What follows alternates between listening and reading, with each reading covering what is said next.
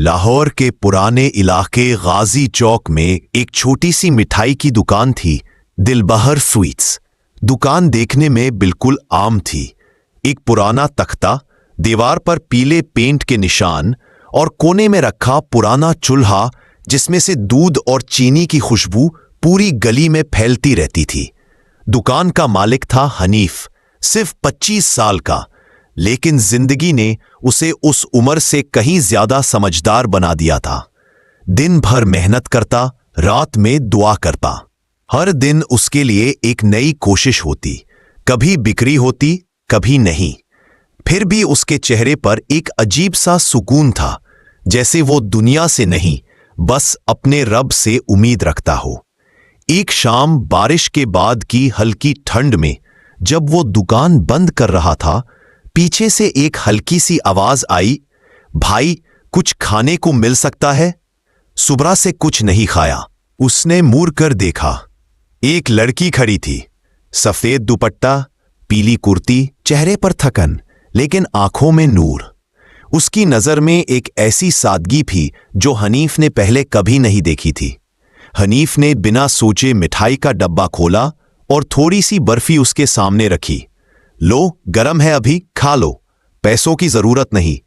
लड़की ने धीरे से मिठाई उठाई, एक पल के लिए उसे देखा और कहा, हर मेहनत का सिला होता है, तुम्हारा भी है। इतना कहकर उसने अपने दामन से एक पुराना चंदी का सिक्का निकाला और काउंटर पर रख दिया। हनीफ ने मना करने की कोशिश की, लेकिन इतने में वो बिना कुछ कहे वापस मुड़ गई और बारिश की धुंध में खो गई।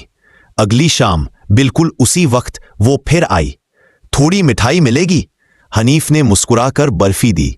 उसने दोबारा एक सिक्का रखा और चली गई। अगले दिन फिर वही हुआ। अब उसका आना रोज का सिलसिला बन गया था। रात ढलते ही वो आती, थोड़ी मिठाई लेती, एक सिक्का रखती और चली जाती। कुछ हफ्तों बाद हनीफ की दुकान चलने लगी।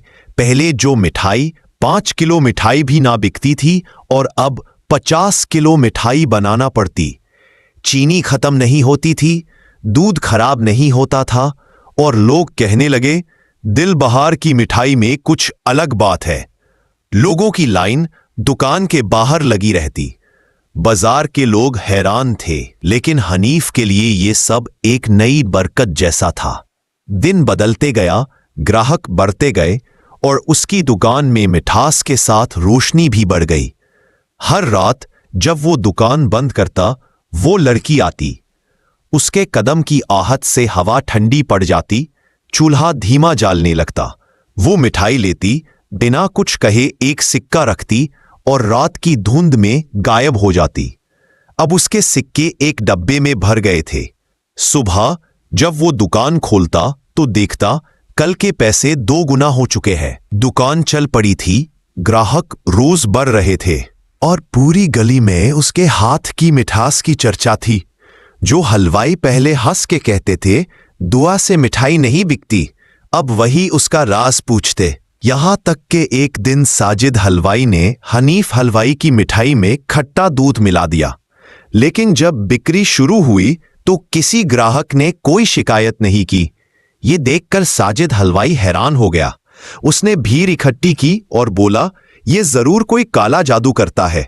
मैंने खुद इसकी मिठाई में खट्टा दूध डाला, फिर भी ये खराब ना हुआ।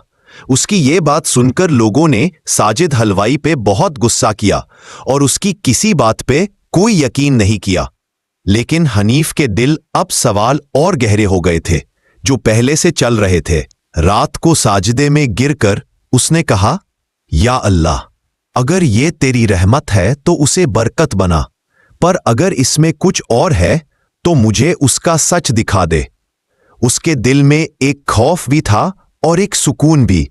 एक तरफ वो अपने कारोबार की बात को लेकर सोच में था, दूसरा वो लड़की बार बार उसके ख्यालों में आती और बार बार उसकी नजर उन सिक्कों पे जाती जो लड़की ने दिए थे।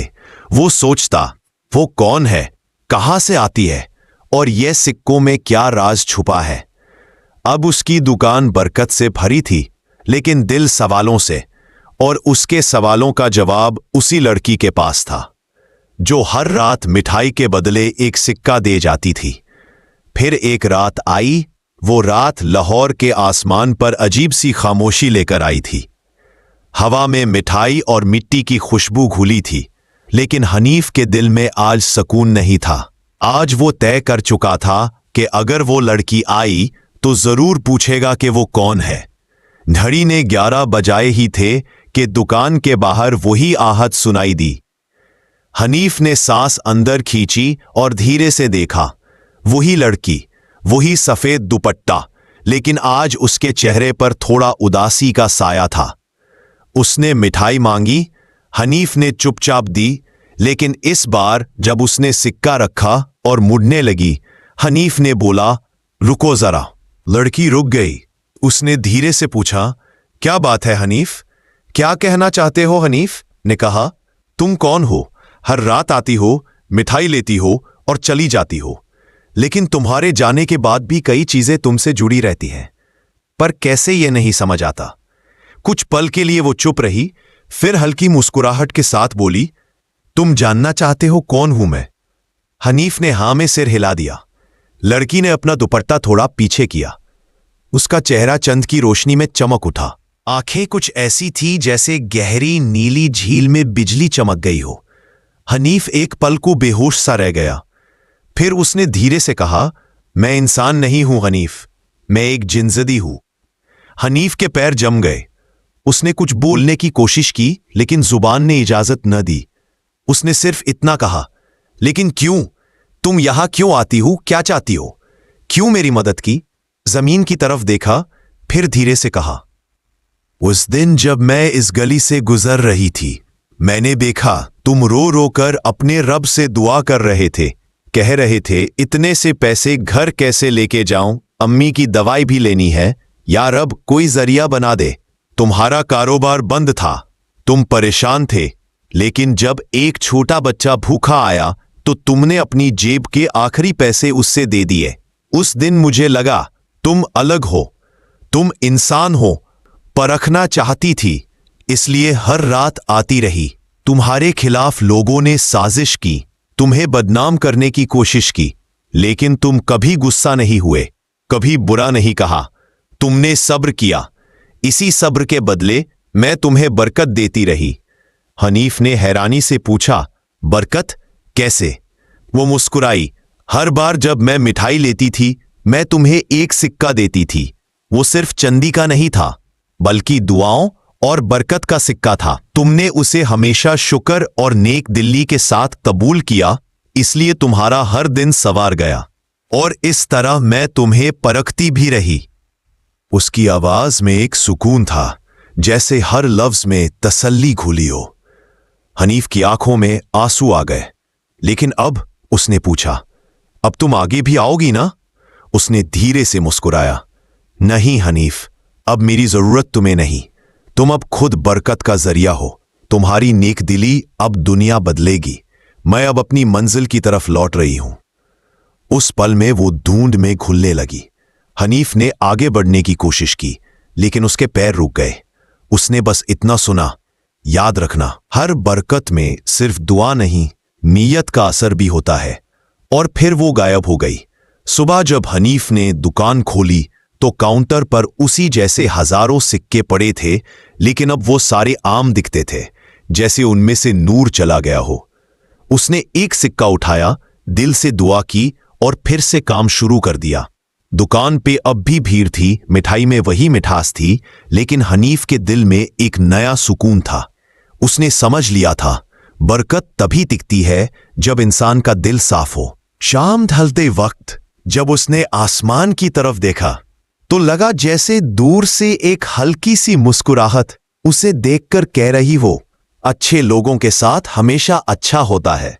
और यूं दिलबहार स्वीट्स के चूल्हे से सिर्फ मिठाई नहीं, दुआओं की खुशबू भी उठने लगी।